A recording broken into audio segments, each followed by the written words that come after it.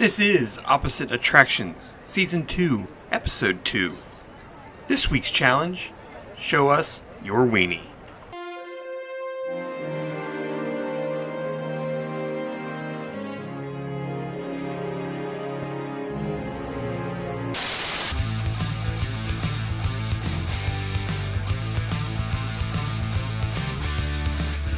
Welcome to Opposite Attractions, ladies and gentlemen, the happiest podcast on earth. I'm your host, as always, Scotty Moore, joined by the Adventurers Club wannabe, Jim Murphy.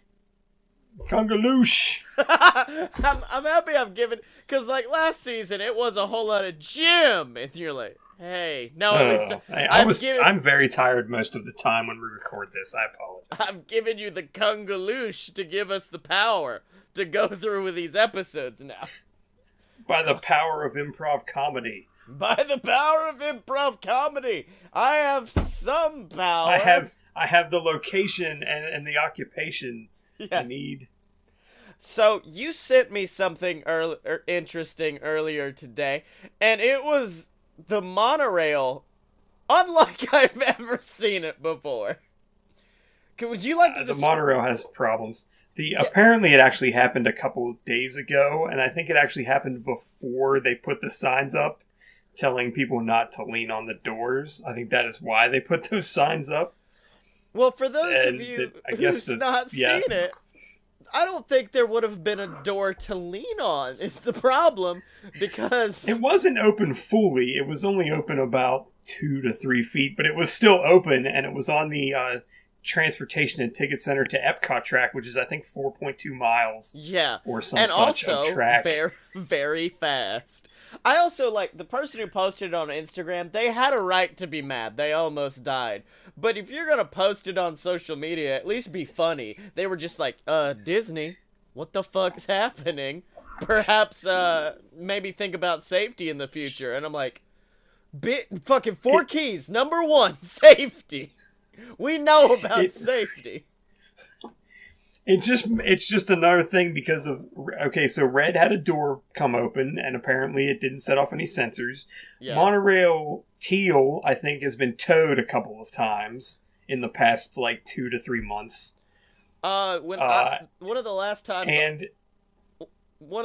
I went there, I definitely got stuck on the monorail for 45 minutes, not knowing what it was until they finally got the doors open and were like, yeah, just fucking leave. Here's 5 fast passes. And I'm like, okay. Again, the problem is that Siemens, everyone's favorite communications company, went to Disney and were like, hey, contract's coming up. We'd like to renew, but we want... A part of our contract is to give you guys new monorails with our name on them. And I guess Disney said F that, and that's what basically forced them out of the contract and said they weren't going to renew. Yeah. Well, and so it's like, you don't want the Siemens now every day, literally I saw that news story saying that they wanted to replace the monorail, and for the next week, it was once every other day, it was, Monorail Teal needs towed again. So it's like how Apple has been putting in, programming it to break down so you have to buy a new one. The monorails are now breaking down, so Disney's like, guess I gotta bring back the Seaman train. Let's put this Seaman train on the trap to Epcot, baby. Well, let's go. I thought that was the same as the Iron Man train because of Tony Stark. Oh, man, it's just... I feel weird about it because, sometimes I feel weird on the monorail just because, as a kid, you're like, this is way fun. And then as an adult, you're kind of like, this thing goes fairly quick, and it also isn't, it's just being held into the air by magnets, and that could go bad. By magnets on, a very thin strip of land. And there was the crash where somebody was killed, too. Yeah. So there's it's all these things added up. Maybe you should look into replacing them. Hey, Jim, fun fact, this wasn't what I was going to talk about, but thank you for instilling the fear of Christ in me.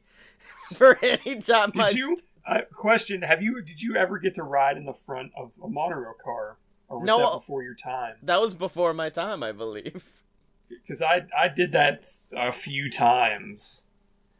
And it's like I wish that people could still do it, because it is an amazing thing to like sit up there and do it, because there's seats and crap. Like it's wonderful up there. Yeah, but yeah, they don't, because of the wreck and the death. They don't let people do that anymore, and it's kind of sad. Oh no shit. No, I was gonna say like I still have the living in Orlando mentality that since I'm going in a few weeks, I've got to get out of it. Because I know I'm going to go down there and be like, 30 minutes of wait? Oh, fuck that. We're not doing that. And then she'll be like, that seems about normal with everything. I'm like, no. You know, we can just come back tomorrow. Oh, no, we can't. And like, No. like when I got stuck You're going to get so tired so fast. When I got stuck on the monorail, I remember being like, it's whatever. We can just come back another day. Holy shit, can you imagine just going down there for like, because we're only going down there for a weekend. I have one day to do a Disney trip. And if anything goes wrong, I'll be like, I will turn into the 5th day dad who is exhausted and tired and just be like, I want fast passes for every ride. You have ruined our vacation. I did Epcot and the Magic Kingdom in 2 days, like a week before Christmas in 2012, and boy was that and the second day we went to Epcot the first day, and then the second day the Magic Kingdom was open until midnight, and we made it till like 10 o'clock, and we're like, fuck this is where, like, we were so dead because all we did for the 2 days was like run. Oh dude, it's bad. And now I go now and I'm like, oh, it's 2 p.m. Let's just go take a nap. See, that's every day. I legitimately have like planned out meticulously where we're going, what time, everything. I'm like, hold on, like 8:30 to 9:30, going from the airport to the hotel. 9:30 to 10:30, go from the hotel to Epcot. 10:30 to 11, just try to get into Epcot. 11 to 2, Epcot, eat pizza, get drunk. 3 to 8, Magic Kingdom, see fucking fireworks. 8 to 9, go back, watch more fucking fireworks at Epcot, get a little bit more drunk, go back home. And that's the easy version.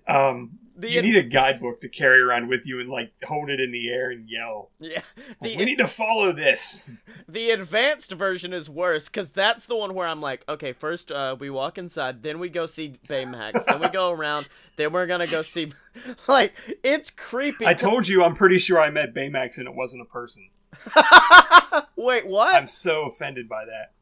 Hold on, I don't think you may have told me, but you have not told this podcast. Yeah, when I met Baymax, I'm pretty certain there was not a person inside that giant bubbly outfit. I'm pretty sure it was just a static, like basically a waving arm inflatable tube band, but asking me if I was satisfied with my care. That's got to be why they have that little motherfucker shuffle around so much. Then they're just like, you have to prove you're a real person, and so he just kind of nubs. Like, you just walked, and because you don't see, when you get in line, you can't watch him. Yeah. You can't watch the interaction, so you get up there and you just turn the corner and he's just standing there, and I'm like, okay. And so we walk up, and they're like, we put our arms around him and they take the picture and they're like, thank you. And I'm like, what? Okay. They're just like, don't try to fist bump him. I'd seen him shuffle around because we were there earlier that day and saw Joy and Sadness.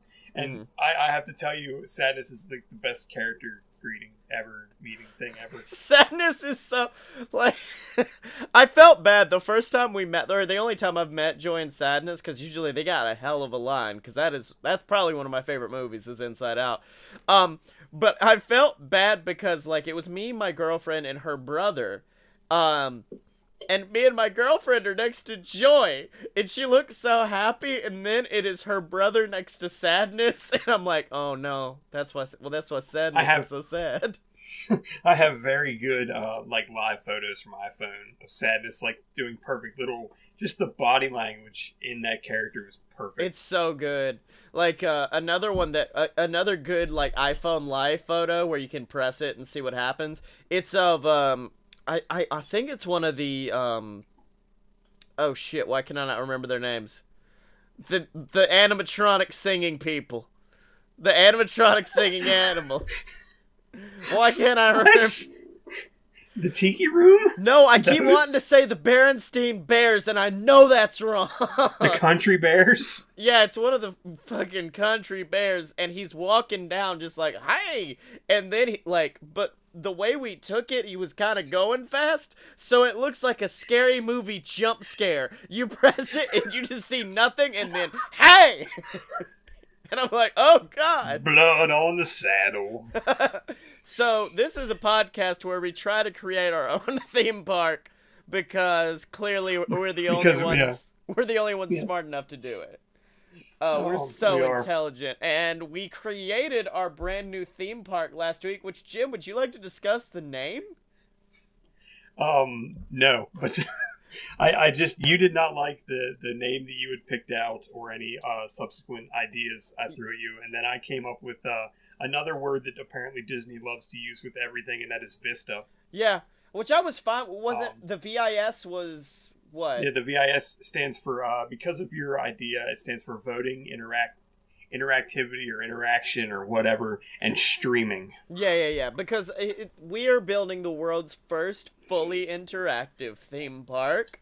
It is now known as VISTA, which, by the way, I'd also thought about it. Last season's was Apex, this one's VISTA. It's all kind of mountain terminology. I know, I thought of that too, and I was sad, but oh well. And so we decided this week to come up with what we dubbed the weenie of our parks, which is... Yeah, we forgot to mention that last time. Yeah, well, no, we got done. We were just like...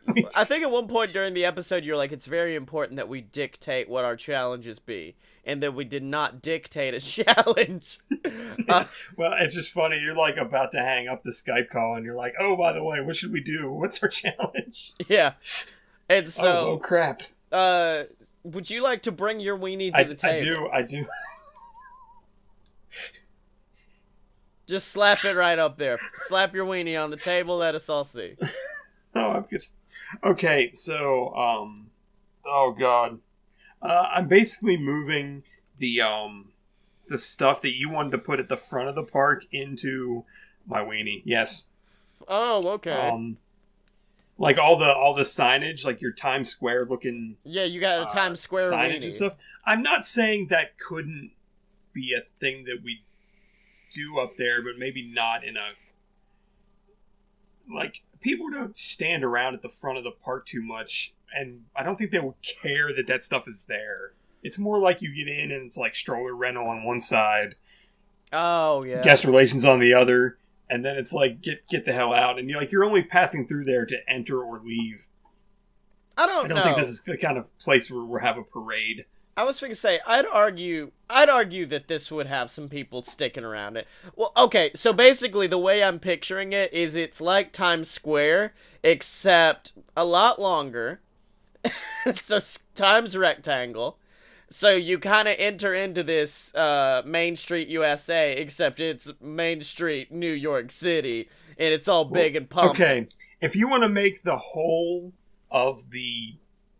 Like, if we're going to go with that kind of design, where it's like a similar design to, say, like, the Magic Kingdom or to the studios, like, that's fine if you want that entire stretch to have something that is with the streaming part of it. That's cool.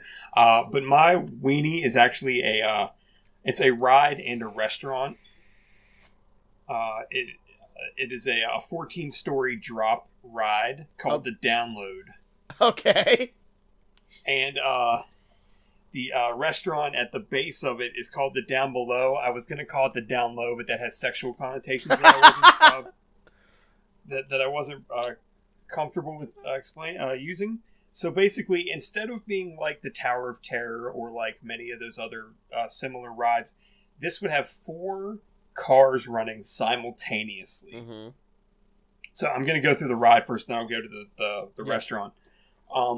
So you would load, basically, if you were looking at the front of the building, there would be, like, the restaurant would be kind of in the front. The entrance would be to the right. The ride would be, like, sticking out of the back of it. It'd be like the whole, like, it'd be coming out of the middle or whatever. Right. And you would load on the left, or the queue would be to the left. the cars would be facing each other, so they wouldn't be facing outward to like show what the rest of the park looked like from the top. They'd be facing inward toward each other in a diamond or square shape. Yes. Okay, you with me? Yeah. I want to make sure the slogan for this ride is "Go down on your friends" here at VISTA, right?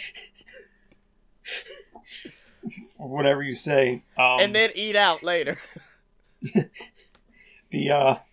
The idea would be that all 4 cars would load at the same time and go up at the same time, and on the armrests of all of the seats would be 3 buttons, and they would be numbered, like each car you're in would have a number, 1, 2, 3, or 4. On your armrest would be whatever other numbers. So if you were in car number 1, you would have a little set of buttons that would say 2, 3, and 4. The car 2 would say 1, 3, and 4, etc. You get to the top, and like as you're going up, it's kind of like a voice is kind of explaining to you what is going to happen. Yeah. And that is that when you reach the top, it will be open out. So you will be able to see the other 3 cars full of people. And there'll be some sort of a sound dampening system in place, so it's not like just people screaming cuss words at each other from across you the fucking space. asshole! Carl! So basically, once you hit the top, like the lights would come on, so you could see everybody. Yeah. And you would have 10 seconds to basically punch in what order you want the other 3 cars to drop in. Oh, shit.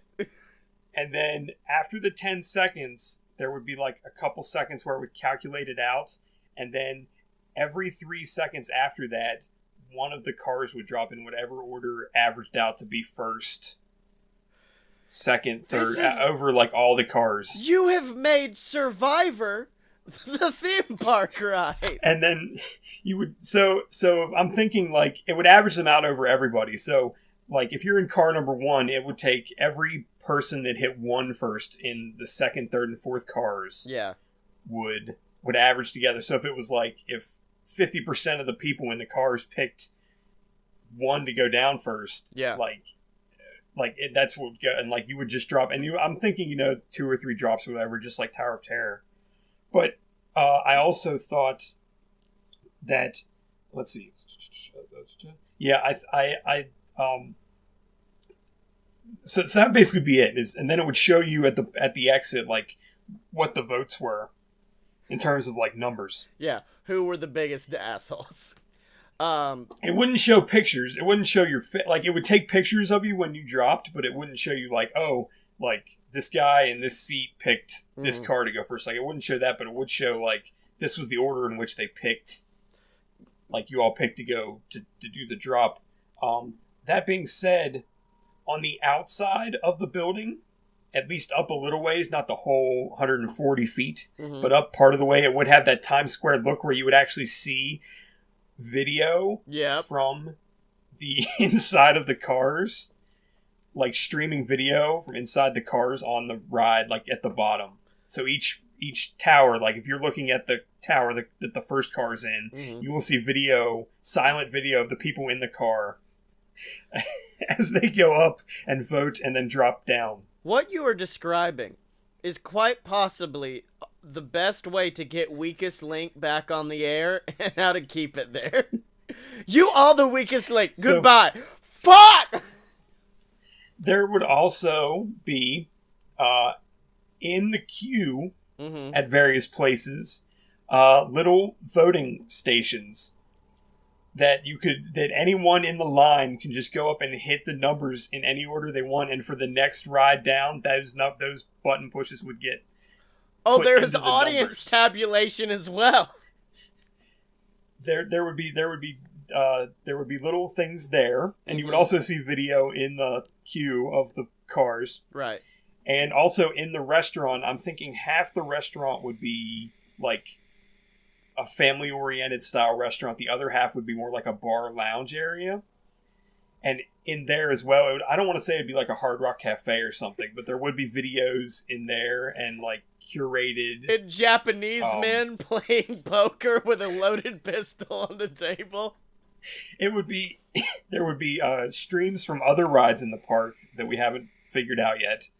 And then there would also be like social media stuff that would pop up. But of course, like I said, it would be monitored. Yeah. It wouldn't be just like random crap. But in the adult section, in the lounge section, there would be more of a chance that there might be something dirty pop up. As far as like if somebody curses or whatever. But also in the adult section would be the same. At every table, like, at like some restaurants, they put that little touch pad. Yeah. That like you can pay on. It would be that, and you can vote for the drops. You can vote there too. I think the inside of the restaurant. Mm-hmm. Wait, I have more notes. The inside of the restaurant would be very cyberpunk-ish. Yeah. Like, but not like bleak. Like not Blade Runner bad, but it'd be like there would be areas that were like darker than others. Tron, maybe? Like a Tron? Like, I guess, I think there would be water walls. Yeah. There'd be a lot of neon going, not harsh neon and not like tacky neon, but it would just be there, like, artistically done. And the menu of the restaurant would be very much like larger portion, like street food. Mm-hmm.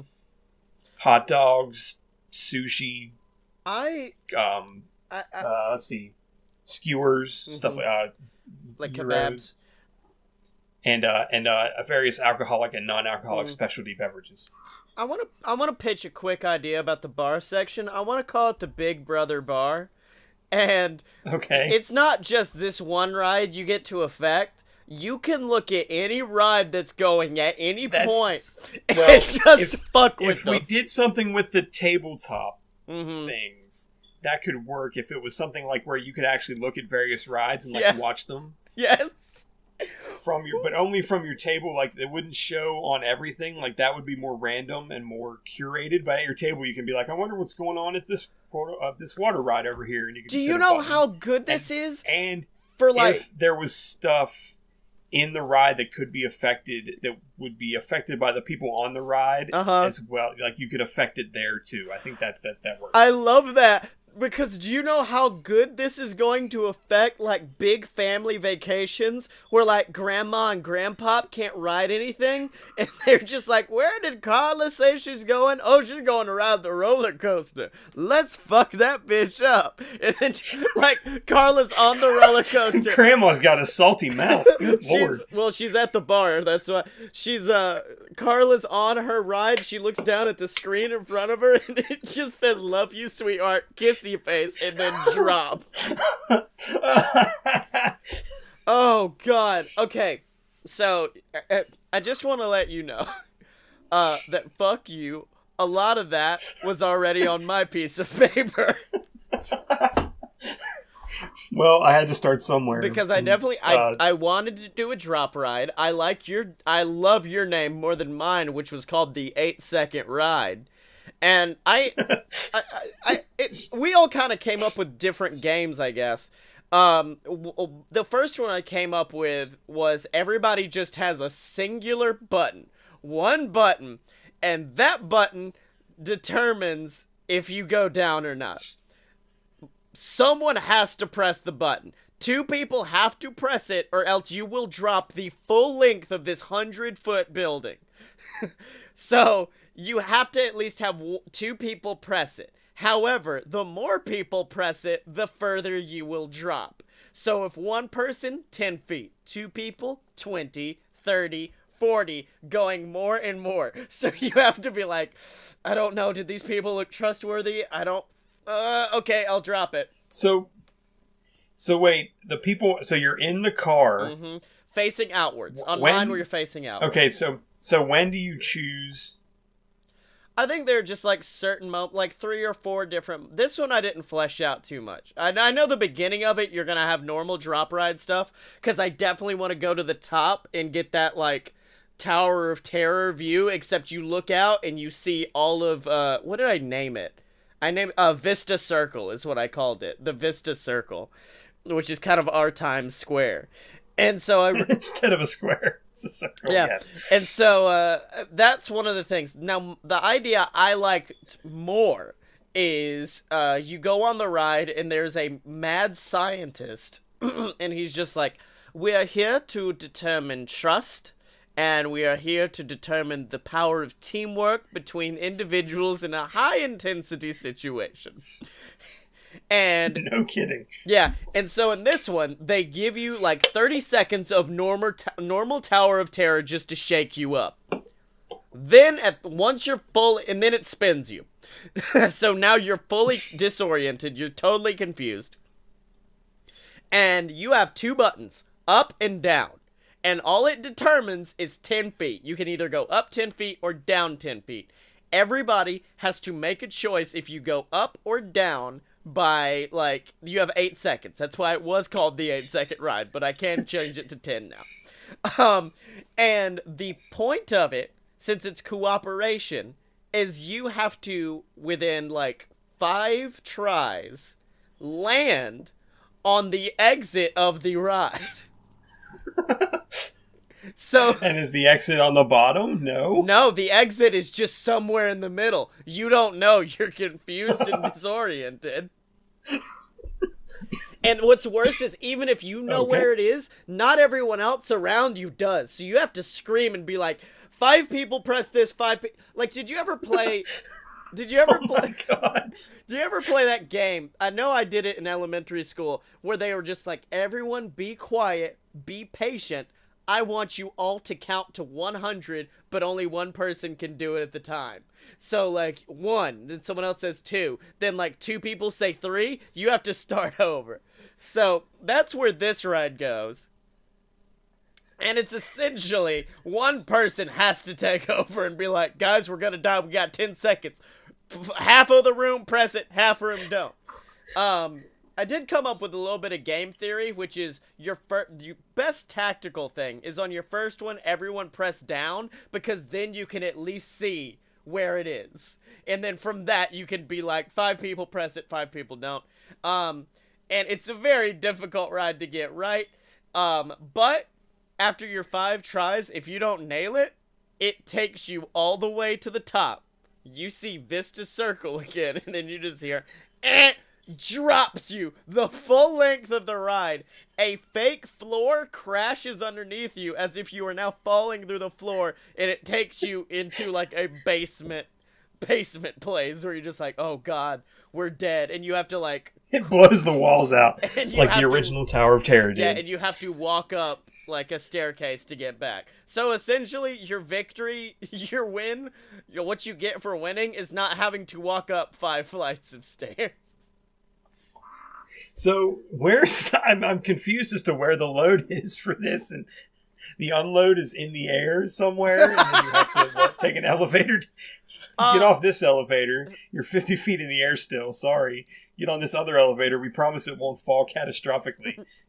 Well, firstly, I do want to say, if we have sponsors come in at any point, I think the Saw films would be amazing for this one. Would you like to play a game? Let's see, did I have any other exceptional notes? But here's the way I think of it. Your ground, essentially what would be ground level, quote unquote, is like 50 feet in the air for the ride. So 50 feet of the air, 50 feet of it is in the air. The other 50 feet is below ground. And so it will shoot you up and down through that as you attempt to land back on where you're supposed to go. But like I said, you have to have like a group of people around you to try to... Like, if you don't have a group of like the 10 people in there, you're fucked. Like, there's no way. I like the idea of maybe you get on in the bottom, and they it's almost like a Price is Right game or something, where it's like you have to figure out which floor is like the golden floor, and there's 10 of them. No, and okay. So you have to, so you still end up at the bottom at the end. It's just like if you don't hit the right floor, like you don't really like. Maybe if like it doesn't matter what the floor is. If you don't pick it, maybe you only drop from 50 feet instead of 100 feet. Can I just say, can we go back an episode? Because I just came up with the Price is Right themed theme park. And holy shit. Like the fucking Mountaineer ride where you're stuck yodeling as you go into this thing and then do a drop. Or like maybe one where you're in a Plinko ball and you fall through water. Oh, Jesus Christ. Oh, dude, I'm really liking The Price is Right. I think we can save that for the next season. I'm not gonna forget it either. This ain't no Branson Landia. I ain't giving up on this idea. But yeah, I'm gonna write this down. I think the best thing to come out of this is the badass restaurant, because like the drop ride is just kind of there. I don't know which one I like more. The reason I don't like at least one base concept of yours is the fact that you're facing other people, meaning if someone gets motion sick and just has that projectile vomit happen. Well, no. Yeah, imagine the cars are as big as, say, like the Tower of Terror cars. They hold that many people, and they are each like basically a wall of a square. Oh, okay. So I mean, so you're so the people that are next to you aren't like right next to you. They are like if you're in the first car, the second and third cars are facing each other. Yeah. But they're like 20 feet away from each other, or however far across your car is. Like, they're that far away. I'm picturing what you're putting down, and I will say I'm almost positive there was an episode of Yu-Gi-Oh! where they were on a fixture shockingly similar to what you're pitching right now. I've only ever seen maybe one episode of that show. So what the ride is now is you get a deck of cards, and it's time to duel, bitch. Could we make that the most inaccessible park? There could be, if you want to go where they're facing out, you could have everybody facing out, but at the top of the car on the inside facing you are screens with all the other people in it. That's not bad. So you can be that guy looks like an asshole. I don't like that guy. So they can see you in your car, and you can see all of them, and you still have to pick who falls first. And then you watch on the screen as they just drop, and you're like, well, that wasn't us first. Oh, shit. And then you go down. I feel like the only problem is this is like the Monopoly or Mario Kart of rides. This will end people's friendships. I'm just saying, mine builds bonds that bring the people together. I don't know. I really like I like the voting. Voting has to happen. And I feel like there are problems with both of ours, but the concept of it is a drop ride in the fucking big New York building with a restaurant in the bottom. Also, for mine, instead, there's gonna be like a big video feed on the top of the building, but I wanted to keep like space underneath it for tweets and stuff. But on the side, there's going to be like bright yellow LEDs going up, like these little dots, and that's how you measure where the people are. And you're like, oh, they're so close, they're almost at it, they just missed it. But like, I think it's not gonna be like sound dampened. You could talk to other people, so you could be like, in the 10 seconds, be like, one person press it, but confirm you're pressing it before you press it. I'm pressing it. Good. It's a science project all of a sudden. Yeah, that's what it is. I want to build collaboration. This is Collaborate Teen. My other option was, if it was just a single car drop, is that you would have some sort of a dial on your armrest, and you would have to pick how many seconds you were waiting at the top. Oh god, and it would just average everything together. And it would average everybody's together. So, but I feel like everyone would pick 10 or 1 or whatever. Like, it wouldn't be as...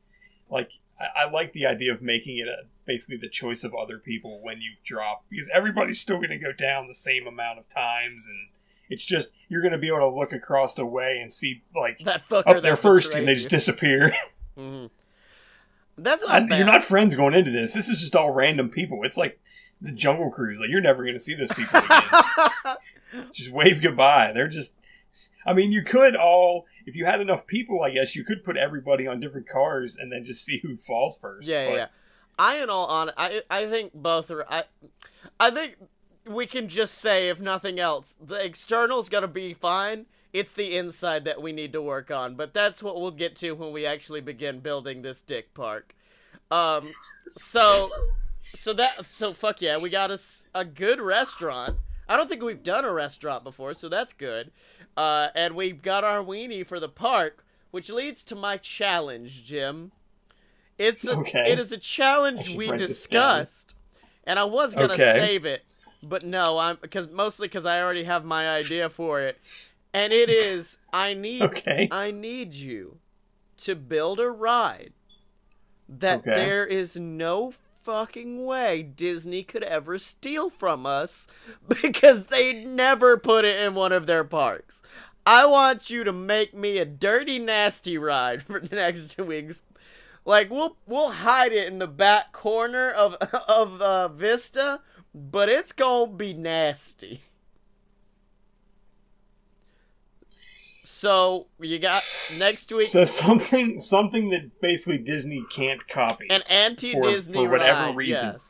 Mine, funnily enough, is in fact copying a Disney ride, but it's okay. You gotta wait till next week to find out. So, Jim Murphy, where can they find you? Oh God! Oh shit! Yes, language. I'm on Twitter at apparently smart, and I'm also still working on Wonderlands at opposite-attractions.com. And you can find me on Twitter at ScottyMo. That's SCOTTYEMO. Make sure to buy all my books on Amazon. There's Queasel Corp risen in the brand new BS versus the Gods. Jim got a cameo in it at like the very last moment. I was like, I'll write this in. It's fine. Make sure to check out all the other amazing BS Network products online. There's Fight Boys, the pro wrestling podcast we do, and of course a load of BS. And then of course we do streams on Twitch every once in a while at twitch.tv/a load of BS. Make sure to find all of our previous episodes, catch up on season 1, do all that good stuff on opposite-attractions.com. Make sure to pick up some op-at merch over at merch.aloadofpurebs.com. We still got Juicy Peaches and Apex and all your favorite shirts from the last season up there. And remember, ladies and gentlemen, you can find Jim and me on Twitter at show. That is spelled OPPATTSHOW. Are you down with OPP?